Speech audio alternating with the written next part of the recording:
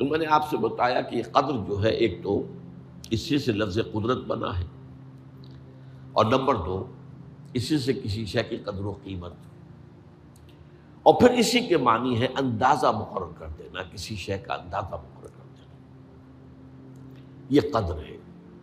اللہ نے ہر چیز کا ایک اندازہ مقرر کر دیا ہے،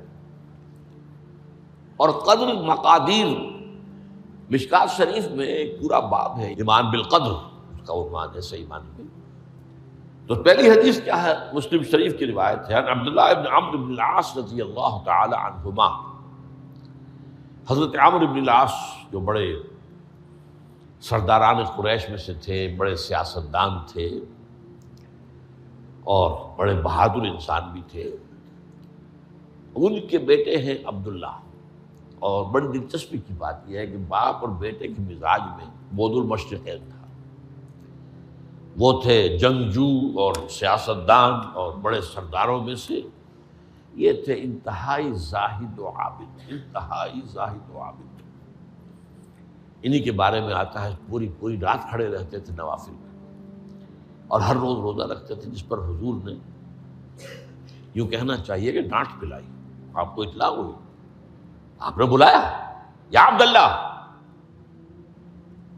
اولم اخبر انک تقوم اللیل و تصوم النہار تصوم الدہر، کیا مجھے یہ خبر نہیں دی گئی ہے؟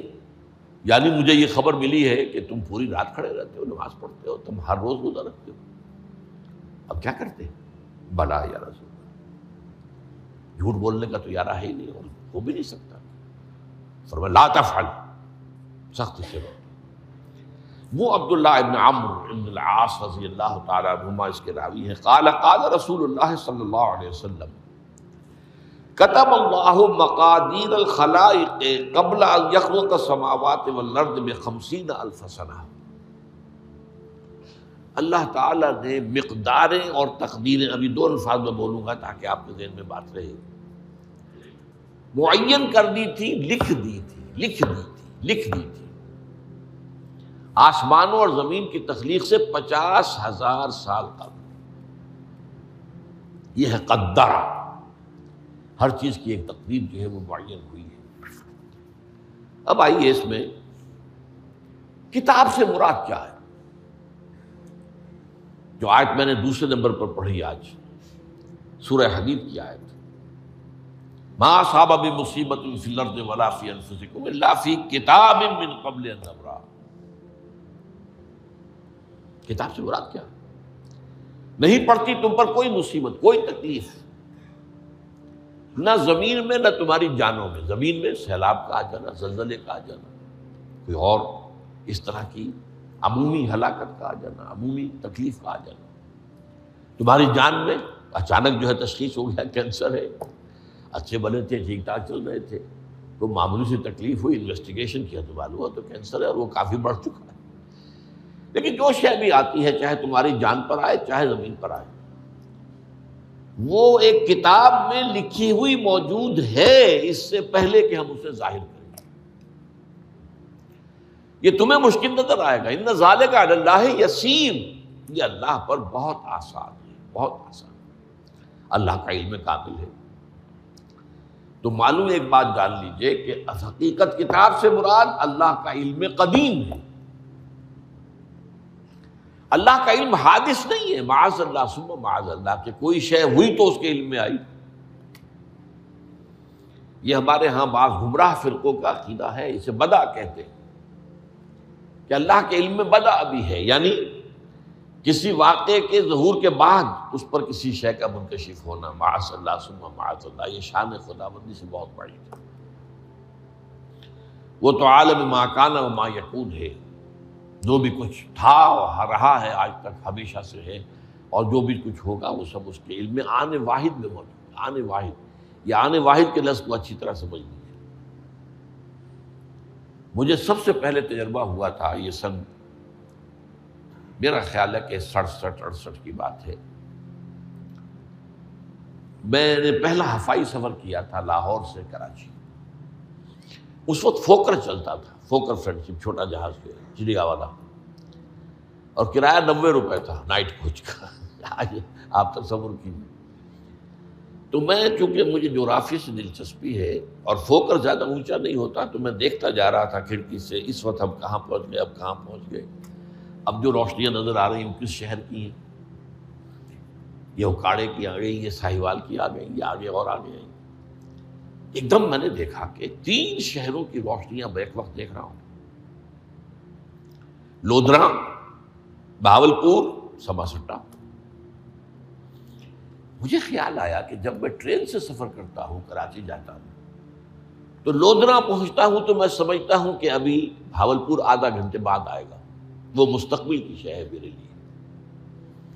بہاولپور پہنچتا ہوں تو لودھرا میرے لیے ماضی کی بات بن جاتی ہے. آدھے گھنٹے پہلے لودھرا آیا تھا، اور آدھے گھنٹے کے بعد جو ہے سماسٹا آئے گا. وہ میرے لیے مستقبل بن گیا، لودھرا ماضی بن گیا. لیکن اس بلندی پر میں بیک وقت دیکھ رہا ہوں لودھرا کو بھی اور بہاولپور کو بھی اور سماسٹا. یہ معاملہ جو ہے اس کو 1 ملین بلین سے ضرب دے لیجئے. اللہ تعالیٰ اس بلند مقام سے دیکھ رہا ہے جہاں اس کے مشاہدے میں، اس کے علم میں ماضی اور مستقبل کا کوئی سوال ہی نہیں. آنے واحد، آنے واحد، آنے واحد. تو یہ در حقیقت کتاب جسے کہا گیا قرآن مجید میں بار بار بہت جگہوں پر آیا. تو یہ کتاب جو ہے در حقیقت اللہ تعالیٰ کا علم قدیم، اس میں سب کچھ موجود ہے، ہمیشہ سے موجود ہے، لکھا ہوا موجود ہے، اور کوئی غلط نہیں ہو سکتا. آگے چل کر گفتگو ہوگی اصل میں بعد میں کہ تقدیر کے جو عام عقیدے میں ہم تقدیر کہتے ہیں اس کے 2 پہلو ہیں. ایک پہلو ہے ما اصاب علی الانسان، جو کچھ انسان پر آتا ہے مصیبت، جیسے ابھی آیت میں نے پڑھی ما اصاب من مصیبت فی الارض ولا فی انفسکم. ہم ہر وقت زد میں ہیں، کوئی تکلیف آ گئی، کوئی مصیبت آ گئی، کوئی بیماری آ گئی، کوئی حادثہ ہو گیا، کوئی بچہ فوت ہو گیا، کوئی عزیز جو ہے وہ فوت ہو گیا. یہ ہر وقت حوادث ہے. تو جو بھی کچھ پیش آتا ہے وہ علم خداوندی میں ہمیشہ سے تھا. یہی وجہ ہے کہ ایک اور حدیث ہے ابن الدیلمی سے، لمبی حدیث ہے وہ، لیکن اس کے اندر جو آخری ٹکڑا ہے وَتَعْلَمَ، یعنی انسان کے نجات کے لیے لازم ہے کہ یہ بات بھی تم جان لو انما اصابک لم یکن لیخطئک وانما اخطأک لم یکن لیصیبک ولو مت علی غیر ھذا. اگر تم اس کے سوا کسی صورت پر ہوگے تو جہنم میں داخل ہو جاؤ گے، دخلت النار. یہ جان لو کہ جو چیز تم پر آئی وہ آنی ہی آنی تھی. دیکھیے ہوتا کیا ہے، کاش کہ میں اگر یوں کر لیتا تو یہ نہ ہوتا. بس یہی ایمان بالقدر کے منافی ہے. جو ہوا ہے وہ اللہ تعالیٰ کے ہاں تو پہلے سے طے تھا، ہونا ہی تھا. تمہاری کوئی تدبیر، کاش کہ میں اس وقت یہ کر لیتا. یہ لو، اسی لیے ایک حدیث میں الفاظ آئے ہیں ان کلمۃ لو تفتح عمل الشیطان. اس لو سے، کاش، اس سے شیطانی عمل شروع ہو جاتا. کاش کہ یہ ہو جاتا، کاش میں یہ نہ کرتا، کاش کہ ہو جاتا. تو یہ نہیں. تعلم انما اصابک لم یکن لیخطئک. تو جان لے اس بات کو کہ جو چیز تم پر آئی ہے وہ ہرگز ٹلنے والی نہیں تھی. کوئی تدبیر تم کر لیتے، کوئی کسی وقت کوئی ہیلا کر لیتے، کوئی تم قدم اٹھا لیتے، کچھ بھی کر لیتے، وہ تو آنی ہی آنی تھی. وما انما اخطاک، جو چیز تم سے چھوٹ گئی، رہ گئی، نہیں ملی. ایک ویکنسی ایڈورٹائز ہوئی تھی، آپ نے بھی درخواست دی تھی، آپ کو نہیں ملی. اب آپ ہو کاش کہ میں نے فلاں سے سفارش کرا لی ہوتی. بس گئے. تو جو چیز چھوٹ گئی وہ چھوٹ جانی ہی تھی. اس میں قطعاً جو ہے کوئی شکل، کوئی تدبیر، کوئی سفارش، کسی طرح کا کوئی بھی ہیلا، کوئی جو ہے اس پہ کارگر نہیں ہو سکتا تھا. لم یکن لیصیبک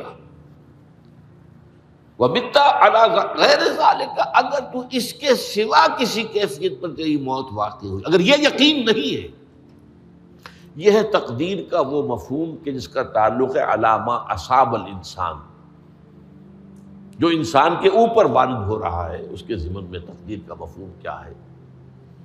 کہ جو ہوا ہے وہ تو ہونا ہی تھا، اس میں تو کسی شک و شبے کی گنجائش نہیں، بالکل قطع اللہ تعالیٰ کا فیصلہ ہے۔ البتہ در حقیقت ایک دوسرا پہلو ہے، ما یفعل الانسان، وہ جو انسان کرتا ہے۔ یہاں آ کر یہ تقدیر کا مسئلہ بہت ٹیڑھا ہو جاتا ہے۔ آیا میرے اندر کوئی اختیار بھی ہے کہ نہیں؟ Do I have any free choice؟ یا ہر شخص پہلے سے طے ہے؟ تقدیر کا ایک عام مفہوم یہ ہے، اور اس مفہوم میں بھی بعض روایات بھی ہیں جو اس کی تائید کرتی ہیں کہ ہر چیز پہلے سے طے ہے، لکھی ہوئی ہے۔ اور یہ جو حدیث ہم نے ابھی پڑھی ہے یہ گویا کہ اس کی ایک مثال ہے کہ وہ جو لکھ دیا گیا تھا، فرشتے نے لکھ دیا تھا، رحم مادر میں لکھ دیا تھا، شقی او سعید، یہ بدبخت ہے یا سعادت مند ہے۔ تو ایک شخص پوری عمر نیکی کے کام کرتا رہا، آخری وقت میں آ کر کوئی ایسا حادثہ پیش آ گیا کہ وہ اہل جہنم کے سے کام شروع کر دیا اور جہنمی ہو گیا۔ یا ایک شخص ساری عمر جو ہے جہنمیوں کے سے کام کرتا رہا، آخری وقت میں آ کر کوئی ایسی توفیق ملی، کچھ ایسا معاملہ ہو گیا، توبہ کر لی اور اس نے جو ہے اہل جنت کے سے اعمال شروع کرنے کی ضرورت ہوگی۔ تو یہ جو ہے علامہ اصابک کا علیحدہ بات ہے، اور علامہ یفعل الانسان، انسان کیا کرتا ہے اس میں اس کی قدرت کتنی ہے۔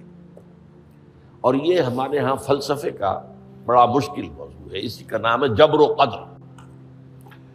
ہمارے اسلاف میں بھی کچھ لوگ ایسے ہیں متکلمین میں سے، دیکھیے ہمارے ہاں ایک وہ لوگ ہیں کہ جو اس پر قناعت کرتے ہیں کہ جو اللہ نے کہہ دیا اور رسول نے کہہ دیا، اس سے آگے ہم مین میخ نہیں نکالیں گے، وہ محفوظ راستے پر ہوتے ہیں۔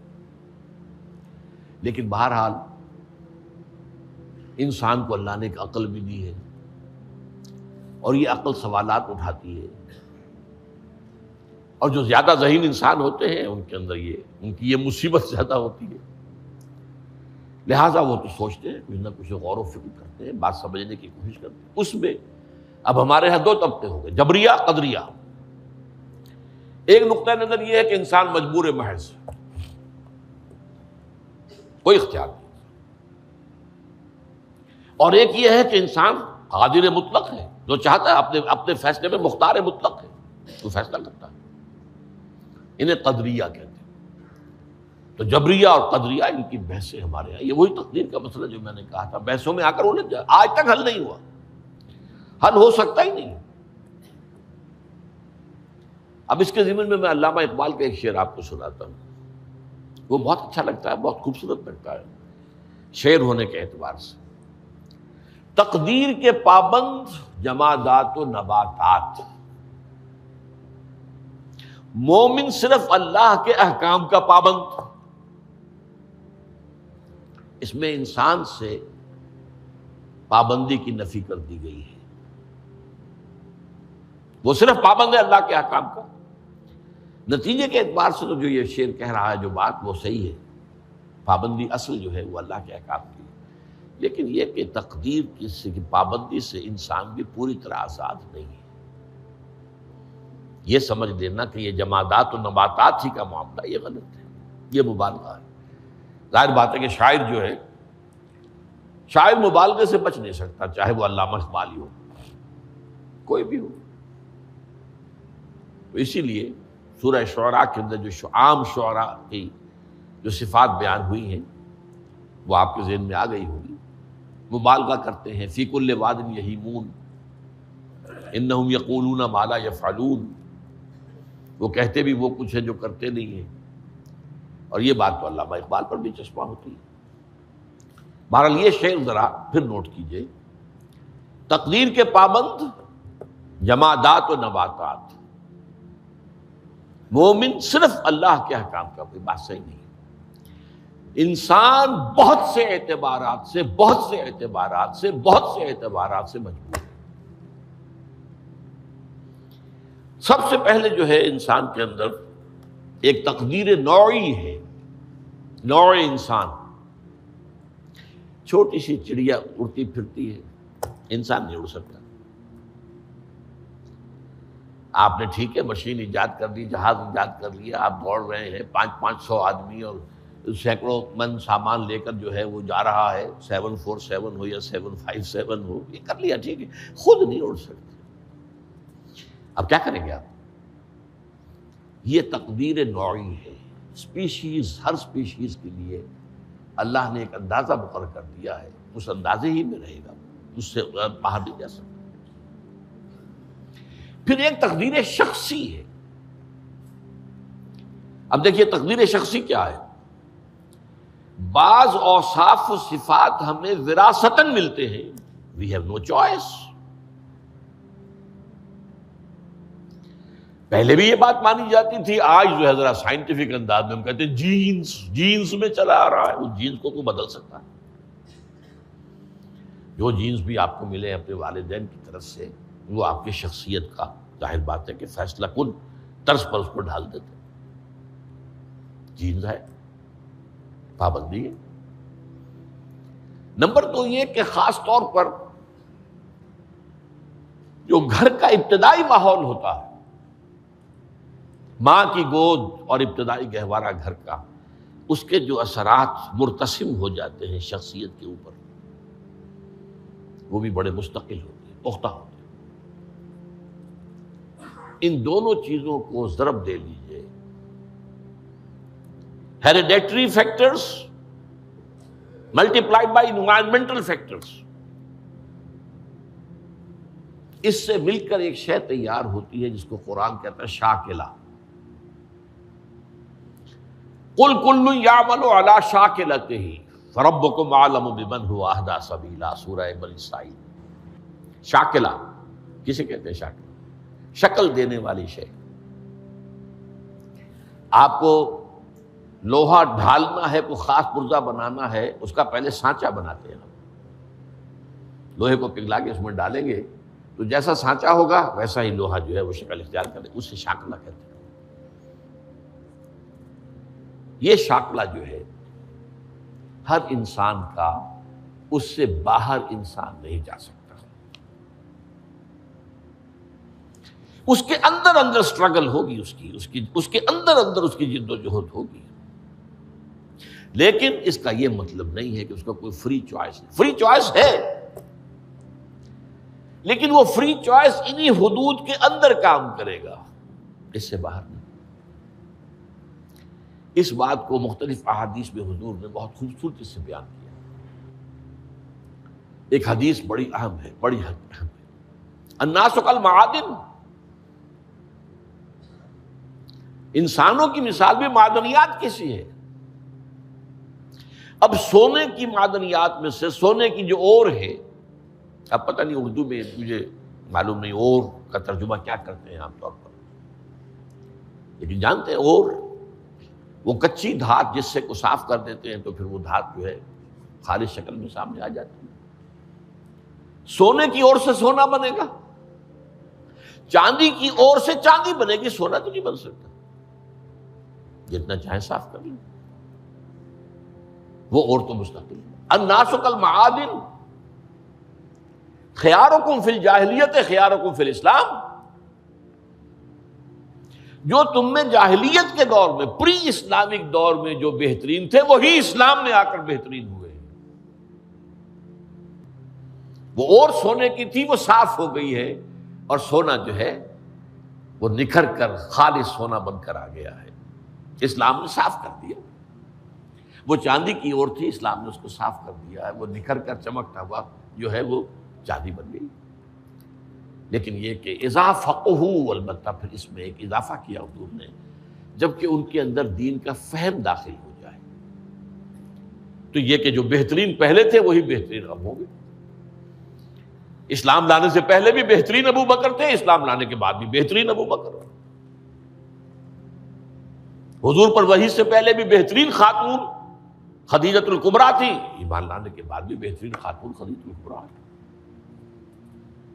اور دوسری حدیث سنیے، عن ابی الدرداء رضی اللہ تعالی عنہ قال بینما نحن عند رسول اللہ صلی اللہ علیہ وسلم